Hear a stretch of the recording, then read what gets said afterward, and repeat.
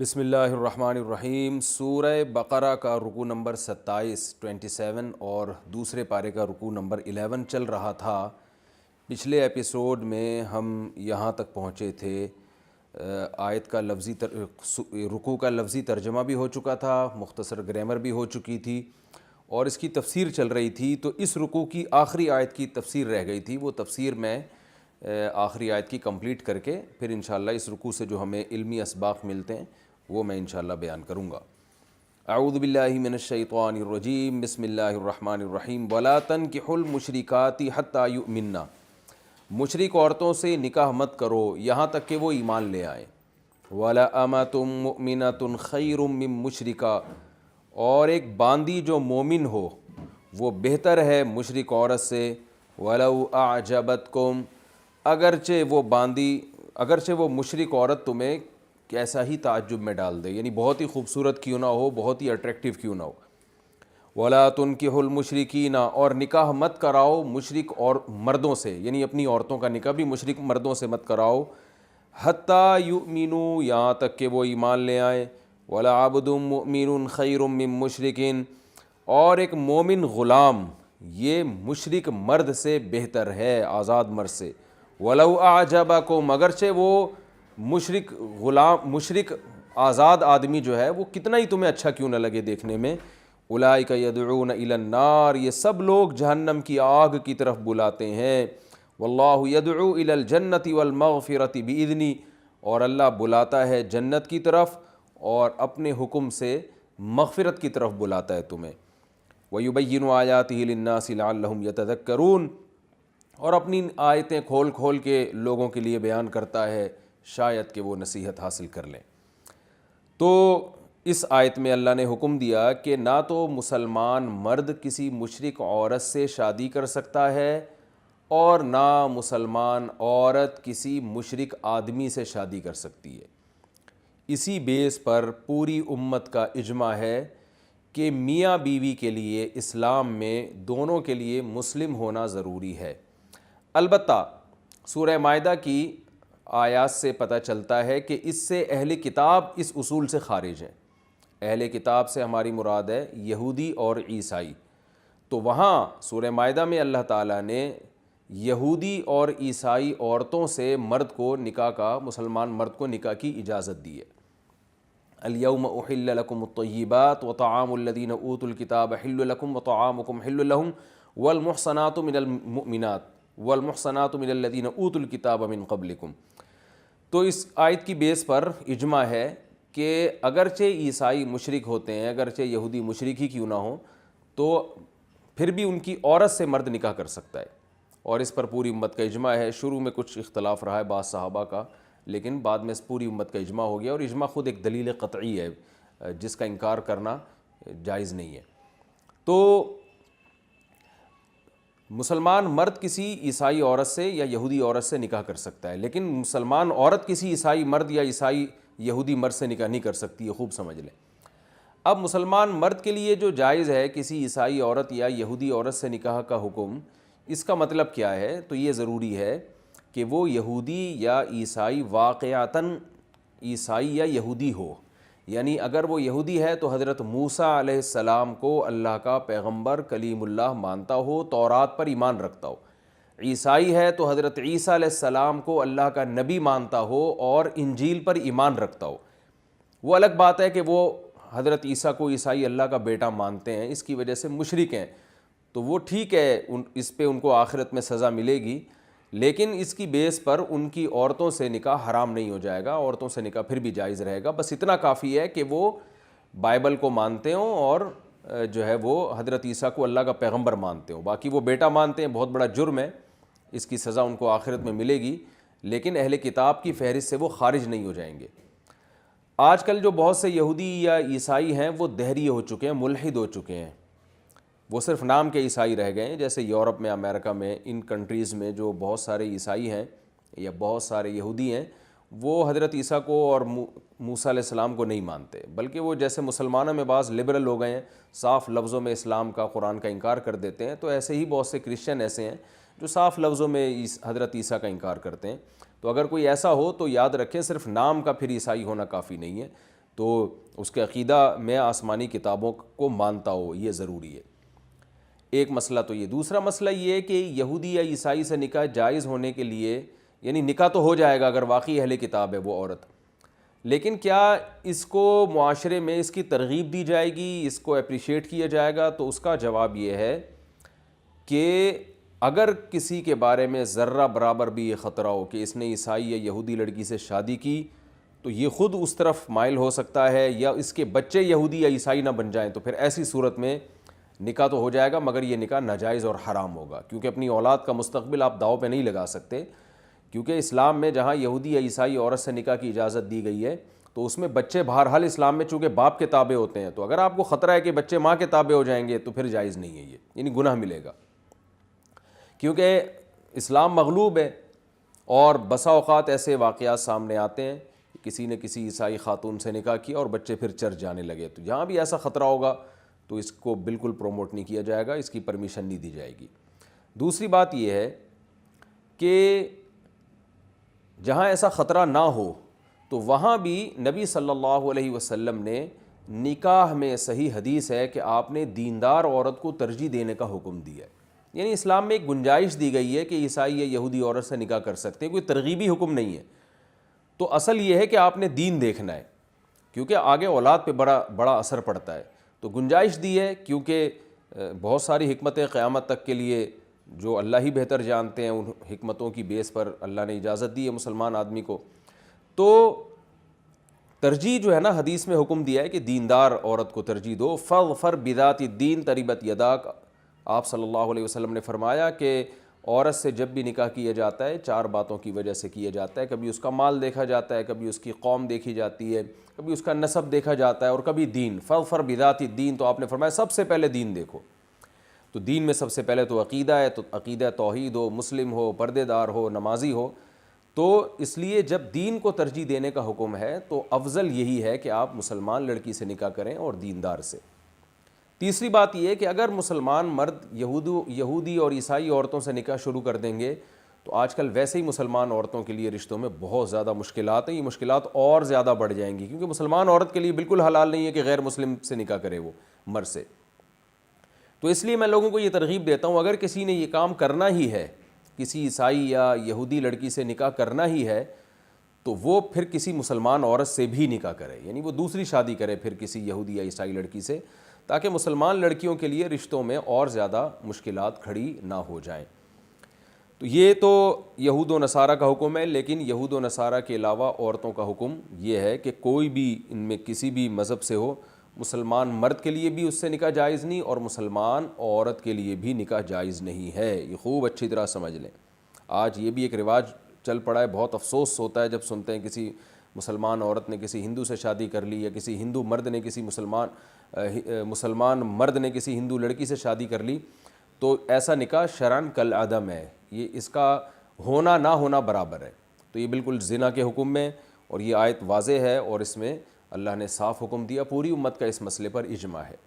اسی میں یہ بھی داخل ہے کہ اگر کوئی نکاح تو مسلمان نے مسلمان عورت سے کیا تھا، لیکن بعد میں کوئی مرتد ہو گیا، مسلمان مرد کافر ہو گیا یا مسلمان عورت کافر ہو گئی، تو بھی فوراً نکاح ٹوٹ جاتا ہے۔ تو کیونکہ دونوں کا مسلمان ہونا کافی نہیں ہے، بلکہ مسلمان یعنی اسلام پہ رہنا بھی ضروری ہے، تو میاں بیوی میں سے اگر کوئی بھی اسلام کو چھوڑ دے تو ایسی صورت میں ان کا نکاح ختم ہو جاتا ہے، تو ان پر لازم ہوتا ہے کہ وہ دوبارہ کلمہ پڑھ کے مسلمان ہو اور اپنا نکاح بھی دوبارہ پڑھائے وہ۔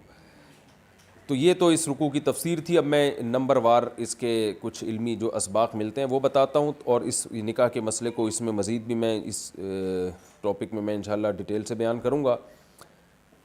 سب سے پہلی جو آیت تھی اس رکوع کی، اللہ تعالیٰ نے فرمایا کہ محترم مہینوں میں یہ لڑائی کے بارے میں پوچھتے ہیں، تو ان کو بتا دیا جائے کہ ٹھیک ہے اس میں لڑائی بری چیز ہے، لیکن اللہ کے راستے سے روکنا، کفر کرنا، مسجد حرام سے روکنا، یہ سب اس سے بھی برے برے کام ہیں۔ تو یہ الزامی جواب ہے، تو یہ قرآن کا ایک طریقہ الزامی جواب بھی ہے، اور یہ طریقہ اللہ تعالیٰ کی سنت ہے۔ تو ہم بھی اہل باطل سے جب کوئی بات کرتے ہیں، ڈیبیٹ کرتے ہیں، تو ہم بھی الزام کے طور پہ جواب دے سکتے ہیں۔ ایک بڑے عالم کی تقریر میں سن رہا تھا، انہوں نے کہا کہ یہ جو لوگ کہتے ہیں نا کہ اسلام تلوار کے زور سے پھیلا ہے، اکثر اہل مغرب یہ اعتراض کرتے ہیں، تو ان سے کہو کہ تم نے بم کے زور سے کیا پھیلایا ہے؟ ہم نے اگر تلوار سے اسلام پھیلایا ہے، تم نے بم کے زور سے دنیا میں زنا پھیلایا ہے، تم نے ہومو سیکس کو دنیا میں پھیلایا ہے، تم نے شراب کو دنیا میں پھیلایا ہے، اور یہ سب بم کی طاقت سے، اور یعنی زبردستی یہ چیزیں دنیا میں آپ نے ان کو پروموٹ کیا ہے، کوئی اس کے خلاف آواز نہیں اٹھا سکتا، اور لیگل کیا ہے بے پردگی کو۔ تو اگر اسلام نے بالفرض تلوار کی زور سے توحید کو پھیلایا، زنا کو ختم کیا، شراب کو ختم کیا، والدین کے حقوق، رشتہ داری جوڑنا، صدقات و خیرات، ان چیزوں کو، اسلام تو انہی چیزوں کا نام ہے، تو اگر اسلام نے تلوار کے زور سے یہ کام کیے ہیں تو آپ نے بم کی طاقت سے دنیا میں کیا کیا ہے، اور جو بدامنی دنیا میں پھیلائی ہے، تو یہ بھی ہم اہل باطل کو جواب دے سکتے ہیں۔ تو یہ طریقہ کہلاتا ہے الزامی جواب۔ حضرت موسیٰ علیہ السلام کو جب فرعون نے بلایا، حضرت موسیٰ علیہ السلام جب فرعون کے پاس گئے تبلیغ کے لیے، تو حضرت موسیٰ علیہ السلام نے جب فرعون کو تبلیغ کی تو فرعون کہنے لگا کہ الم نربک فینا ولیدا ولبثت فینا من عمرک سنین، اے موسیٰ میرے تو تجھ پر بڑے احسانات ہیں، تو میرے محل میں پل کے جوان ہوا ہے، اور بہت عرصہ تو نے میرے محل میں تو رہا ہے۔ تو حضرت موسیٰ علیہ السلام نے اس کے احسانات پر ایک الزامی جواب دیا، تلک نعمت تمنھا علی ان عبدت بنی اسرائیل، اے فرعون تو جو اتنے احسانات گنوا رہا ہے تو ذرا یہ احسان بھی تو گنا نا کہ میری قوم کو تو نے جو کئی سالوں سے غلام بنایا ہوا ہے، اس کا بھی تو کچھ تذکرہ آنا چاہیے۔ تو یہ کیا بات ہے کہ ایک ہی چیز دیکھ رہے ہو، دوسری چیز نہیں دیکھ رہے؟ تو یہ بھی ایک دلیل دینے کا طریقہ ہوتا ہے، اور اہل باطل کو ان کی اصل اوقات دکھانا اور ان کی اصل چہرہ دکھانا، یہ بھی قرآن کا ایک طریقہ ہے، اس سے ہمیں یہ سبق ملتا ہے۔ تو اپنی ڈیبیٹ میں، اپنی بحث میں اس کا خیال ہمیں کرنا چاہیے۔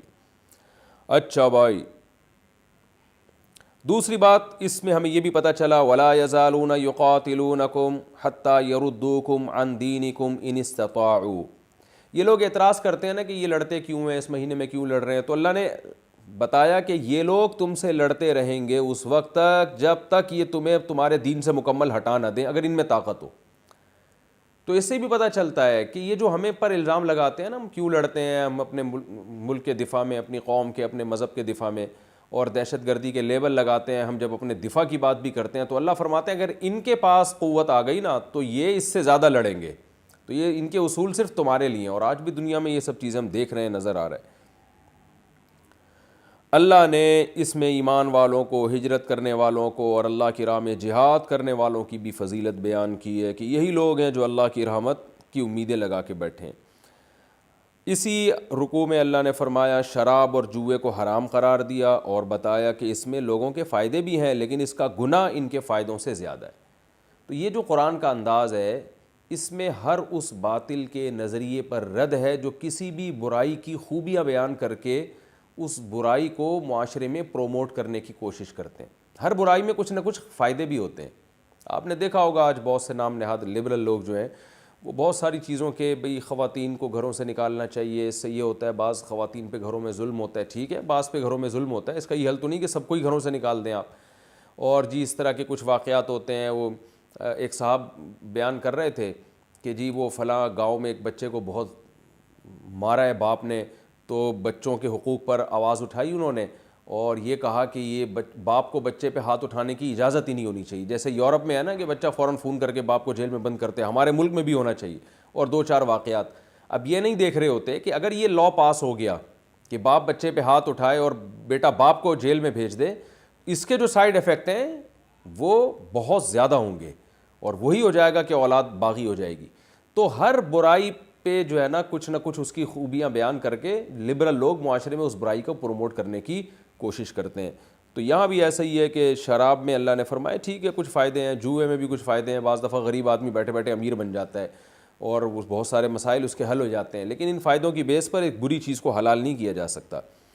تو اسی کو علماء کہتے ہیں کہ شریعت کے حکم کے سامنے مصلحتوں کو مسالوں کی طرح پیس دو، بالکل ان کا خیال نہیں کرنا چاہیے، جو اسلام کے آرڈرز ہیں ان میں کمپرومائز نہیں کیا جا سکتا۔ اسی میں رکوع میں ہمیں یہ بھی پتہ چلا کہ اللہ نے ہمیں اضافی مال خرچ کرنے کا حکم دیا. حدیث میں اس کی بڑی ترغیب ہے کہ ایسے خرچ نہ کرو کہ کل دوسروں کے سامنے ہاتھ پھیلانا پڑے، کیونکہ اللہ تعالیٰ یہ چاہتے ہیں کہ انسان کے ہاتھ صرف اور صرف اللہ کے سامنے جھکیں. استغنا یہ بہت بڑی نعمت ہے اللہ کی طرف سے اگر کسی کو میسر ہو جائے. تو جو اضافی ہے، اور یہ بھی پتہ چلا کہ اضافی کو خرچ بھی کرنا چاہیے، ساری دولت پہ سانپ بن کے نہیں بیٹھ جانا چاہیے. اس کے اصول کیا ہیں، کتنا خرچ کرنا ہے، یہ میں تفصیل سے بتا چکا ہوں. یتیموں کے بارے میں جو حکم دیا گیا کہ ان کے مال کو اپنے مال کے ساتھ تم ملا سکتے ہو، حالانکہ اس میں یہ خطرہ ہے کہ تھوڑا سا تم ہو سکتا ہے ان کا مال زیادہ کھا لو، لیکن یہ بھی ہے کہ ہو سکتا ہے وہ زیادہ کھا لیں. تو اس سے پتہ چلا ہے کہ اسلام جو ہے وہ روح کو دیکھتا ہے. مقصد تمہارا یتیموں کو فائدہ پہنچانا ہے، تو اس لیے فائدہ پہنچانا ہے تو ایسا طریقہ اختیار کرنا جس سے معاشرے میں یتیموں کی کفالت کا نظام ہی ختم ہو جائے. اب اسلام اگر اتنی سختی کر دیتا کہ ان کا ایک نوالا بھی تم نہیں کھا سکتے، تو یتیم کا آٹا، راشن، ہر چیز الگ رکھنی پڑتی، تو اس سے معاشرے میں خیر زیادہ ہونے کے بجائے کم ہو جاتی. تو ہمیں یہ بھی پتہ چلا اسلام کا مزاج ہے خیر کو فروغ دینا اور خاص طور پر یتیموں کے مال کی حفاظت کرنا. اور یہ جو آخری میں اللہ نے فرمایا وَلَا تَنْكِحُوا الْمُشْرِكَاتِ حَتَّى يُؤْمِنَّ وَلَا أَمَةٌ مُؤْمِنَةٌ خَيْرٌ مِّن مُشْرِكَةٍ. اس کی تفصیل میں تفسیر میں بتا چکا ہوں، ایک چھوٹی ایک دو باتیں اور بتاؤں گا. وہ یہ ہے کہ یہ خوب ذہن میں رکھ لیں کہ مسلمان مرد اور مسلمان عورت، ان میں سے اگر کوئی مرتد ہو جائے تو نکاح فوراً ٹوٹتا ہے. مرتد ہونے کا مطلب کیا ہے؟ یاد رکھیں، اگر کوئی صاف لفظوں میں کہہ دے کہ میں نے اسلام کو چھوڑ دیا تو بھی نکاح ٹوٹ جائے گا. صاف لفظوں میں تو نہیں کہتا ہے میں مسلم ہوں، لیکن اسلام کے بیسک اور بنیادی عقیدوں میں سے کسی عقیدے کا وہ انکار کر دے تو بھی مرتد ہو جائے گا، کافر ہو جائے گا اور اس کا نکاح ٹوٹ جائے گا. اور آج یہ کام بہت ہو رہا ہے، شرک بہت معاشرے میں تیزی سے پھیل چکا ہے، کیونکہ اللہ نے حکم دیا کہ اچھا یہ بھی ذہن میں رکھیں کہ جو اہل کتاب کی عورتوں سے جو ہمارے لیے نکاح حلال ہے تو اس میں صرف یہودی اور عیسائی داخل ہیں. یاد رکھیں، اگر کوئی مسلمان مرتد ہو جاتا ہے، مثال کے طور پر کوئی مسلمان عیسائی بن جاتا ہے تو یا مسلمان عورت عیسائی بن جاتی ہے تو اس سے نکاح حلال نہیں رہتا، وہ مرتد ہو گئی ہے. مثال کے طور پر ایک مرد مسلمان تھا، اس کی مسلمان بیوی تھی اور مسلمان بیوی نے اسلام چھوڑ کر عیسائیت کو قبول کر لیا، تو جیسے ہی وہ عیسائیت قبول کرے گی نکاح ختم ہو جائے گا. پھر ہم یہ نہیں کہہ سکتے کہ مسلمان مرد کا چونکہ عیسائی عورت سے نکاح جائز ہے تو یہ بھی تو عیسائی ہوئی ہے نا. تو اس میں اور عام عیسائی میں فرق یہ ہے کہ وہ عیسائی گھرانے میں پیدا ہوئی ہے، وہ پہلے سے عیسائی تھی، اور یہ جو ہے یہ مسلمان ہو کے عیسائی بنی ہے تو یہ تو مرتد ہو گئی ہے. تو مرتد کا کے احکام الگ ہیں اور جو پیدائشی عیسائی ہو اس کے احکام الگ ہیں. تو مرتد کا نکاح بہرحال ختم ہوگا. تو یہ خوب سمجھ لیں کہ مسلمان مرد اور عورت میں سے اگر کوئی عیسائی ہو جائے یا کوئی ہندو ہو جائے تو پھر ان کا نکاح باقی نہیں رہتا. اور زبان سے یہ کہنا ضروری نہیں کہ میں ہندو، اسلام کے کسی بیسک اور بنیادی عقیدے کا بھی اگر انکار کر دے گا تو بھی نکاح ٹوٹ جائے گا.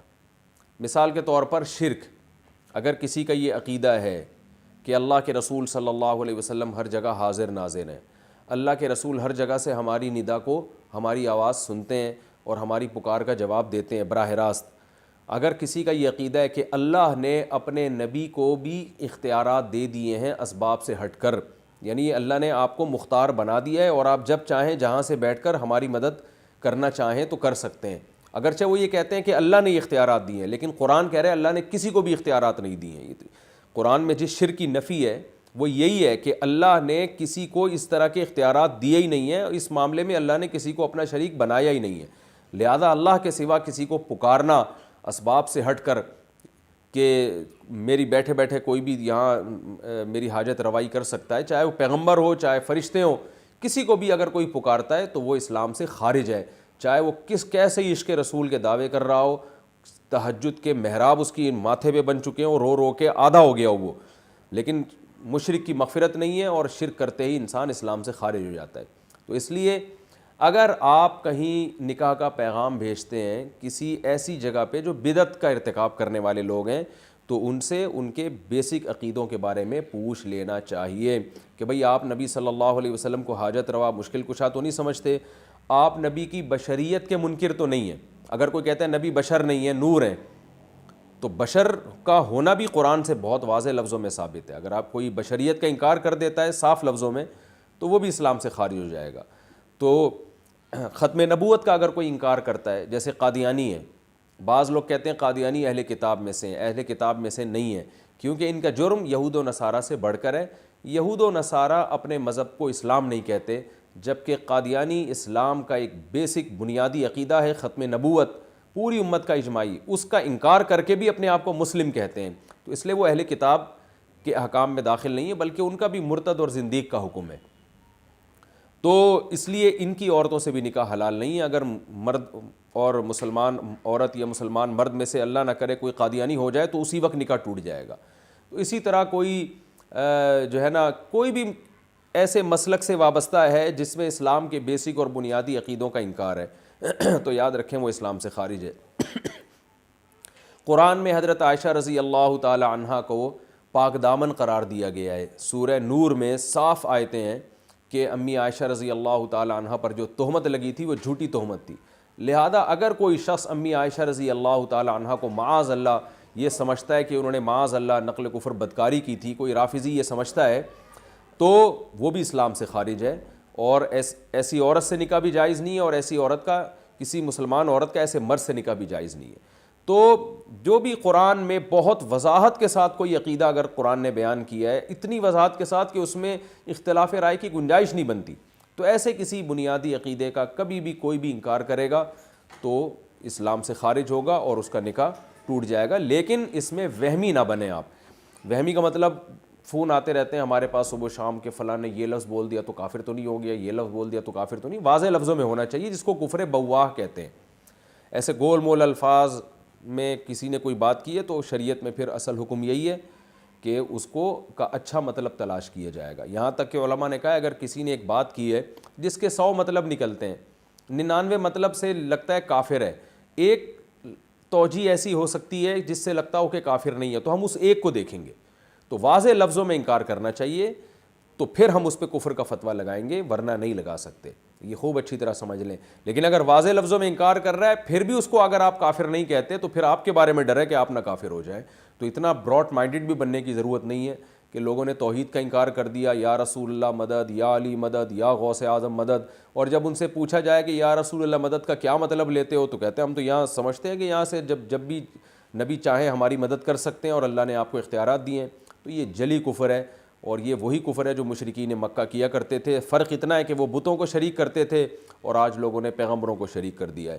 تو اس میں بہت خیال کرنا چاہیے کہ میاں بیوی کے رشتے پہ اثر پڑتا ہے. لیکن میں نے پھر بتایا وہمی بننے کی ضرورت نہیں ہے اس بارے میں. تو یہ مسئلہ ہے. اچھا, دوسرا مسئلہ یہ قادیانیوں کا بھی میں مزید ڈیٹیل سے بتا دوں کہ اگر کوئی قادیانی گھرانے میں پیدا ہوا ہو یا بعد میں قادیانی ہوا ہو, دونوں کا ایک ہی حکم ہے, دونوں زندیق ہیں اور اہل کتاب کی فہرست میں داخل نہیں ہیں. اسی طرح یاد رکھیں اور بھی بہت سارے مسلمانوں میں مسلک ہیں, آغانی ہیں, اسماعیلی ہیں, ان کے بھی بہت خطرناک عقائد ہیں.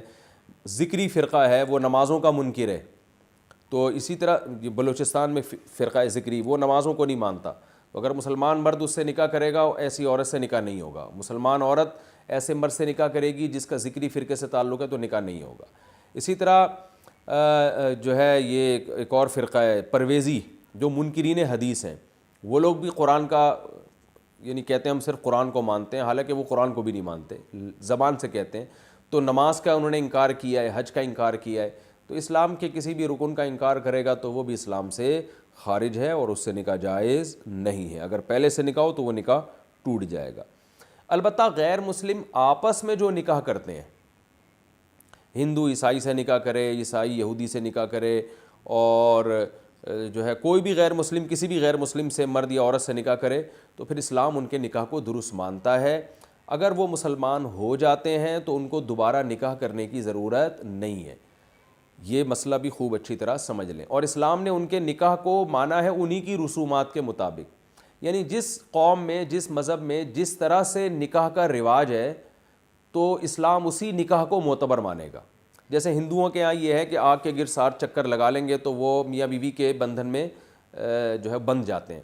تو اسلام نے ان کے اسی نکاح کو مانا ہے، معتبر مانا ہے کہ اگر ہندو کو اسی طرح کر لیں تو چونکہ ان کے مذہب میں اور ان کی قوم کے ہاں اس کو نکاح سمجھا جاتا ہے، تو اسلام بھی اس نکاح کو سمجھتا ہے کہ یہ نکاح ہوا ہے، لہذا اگر یہ مسلمان ہوں گے تو ان کو دوبارہ سے نکاح پڑھانے کی ضرورت بھی نہیں ہے، اور ان کا پرانا نکاح کو بھی اسلام نکاح ہی مانتا ہے، ان کی اولاد کو حلال اولاد مانتا ہے۔ تو یہ غیر مسلموں کے بارے میں اسلام کا یہ اصول ہے۔ اچھا، اس میں ایک اور بات یہ بھی ہے کہ اگر میاں بیوی میں سے کوئی مرتد ہو جائے تو فوراً نکاح ٹوٹتا ہے، لیکن اگر میاں بیوی دونوں غیر مسلم تھے اور ان میں سے کوئی ایک مسلمان ہو جائے تو پھر کیا ہوگا؟ یعنی دونوں مسلم تھے، ایک کافر ہو گیا خدا نخواستہ، تو فوراً نکاح ٹوٹے گا، لیکن دونوں غیر مسلم تھے اور ایک نے اسلام قبول کر لیا تو پھر فوراً نکاح نہیں ٹوٹتا، بلکہ دیکھا جائے گا کہ یہ دارالاسلام میں ہوا ہے یا دارالحرب میں۔ دارالاسلام کا مطلب جہاں اسلامی عدالتیں ہیں۔ تو اگر اسلامی عدالتیں موجود ہیں، مسلمان کنٹری ہے، تو پھر ہوگا یہ کہ اگر ایک بھی اسلام قبول کر لے دونوں غیر مسلموں میں سے، تو جس نے اسلام قبول کیا ہے اس پر لازم ہوگا کہ وہ عدالت میں کیس کرے۔ مثال کے طور پر شوہر نے اسلام قبول کیا، بیوی نے اسلام قبول کیا، تو اب بیوی جائے گی عدالت میں کیس کرے گی کہ میں نے اسلام قبول کر لیا ہے، لہذا چونکہ میرا شوہر غیر مسلم ہے تو اب شوہر عورت کے لیے حلال نہیں ہے کہ شوہر کو ہم بستری کرنے دے، بلکہ وہ عدالت میں کیس کرے گی کہ میں نے اسلام قبول کیا، میرے شوہر کو بلایا جائے اور اس پر اسلام کو پیش کیا جائے۔ تو عدالت اس کے شوہر کو بلائے گی، اسے بتائے گی کہ آپ کی وائف نے اسلام قبول کیا ہے، آپ کو بھی عدالت آپ پر بھی اسلام پیش کرتی ہے، اگر آپ اسلام قبول کر لیں تو ٹھیک ہے، اگر شوہر اسلام قبول کر لیتا ہے تو کچھ بھی نہیں ہے، پرانا نکاح برقرار ہے، لیکن اگر شوہر اسلام قبول نہیں کرتا تو عدالت پھر اس نکاح کو اسی وقت ختم کر دے گی۔ تو اس طرح سے نکاح ختم ہوگا۔ جیسے ہی نکاح ختم ہوتا ہے عورت پر لازم ہوگا کہ وہ عدت گزارے۔ عدت کا مطلب 3 دفعہ جب تک مینسز نہیں آ جاتے عورت کہیں اور نکاح نہیں کر سکتی، اور اگر پریگننسی ہے تو جب تک بچہ نہیں جن لیتی کہیں اور نکاح نہیں کر لیتی، تو یہ عدت گزارنے کے بعد وہ کہیں اور نکاح کر سکتی ہے۔ دوسرا مسئلہ یہ ہے کہ اگر اسلامی عدالتیں نہیں ہیں، جیسے امریکہ میں کوئی دونوں میاں بیوی غیر مسلم تھے اور دونوں میں سے ایک نے اسلام قبول کر لیا، یا لندن میں کوئی یہ کام کرتا ہے، یا یورپ میں کرتا ہے، تو پھر شریعت، چونکہ عدالتیں تو ہیں نہیں اسلامی، تو پھر حکم یہ ہے کہ عورت خود اپنے شوہر پہ اسلام پیش کرے گی کہ بھئی میں نے اسلام قبول کر لیا ہے، آپ بھی مسلمان ہو جائیں۔ اگر وہ ہو جائے تو نکاح باقی ہے، اگر وہ نہیں ہوتا تو عورت 3 دفعہ جب مینسز آ کے گزریں گے تو خود بخود اس کا نکاح ختم ہو جائے گا۔ 3 دفعہ مینسز کے بعد نکاح ختم ہوگا، پھر مزید 3 دفعہ مینسز آنے کے بعد وہ کہیں اور نکاح کر سکتی ہے۔ تو یہ 6 مینسز یعنی تقریباً 6 مہینے کا وقفہ درمیان میں ہوگا، اور اگر عورت کو پریگننسی ہے تو بچہ ہونے کے بعد نکاح ختم ہو جائے گا، پھر اس کے بعد 3 دفعہ مینسز آئیں گے تو عدت بھی پوری ہو جائے گی۔ تو عدت دونوں صورتوں میں گزارنا ضروری ہے، یعنی عورت کا شوہر اگر غیر مسلم بھی ہو تو عورت پر پھر بھی عدت گزارنا لازم ہوتا ہے کہیں اور نکاح کرنے کے لیے۔ تو یہ کچھ احکام تھے جو میں نے آپ کے سامنے تفصیل سے بیان کیے۔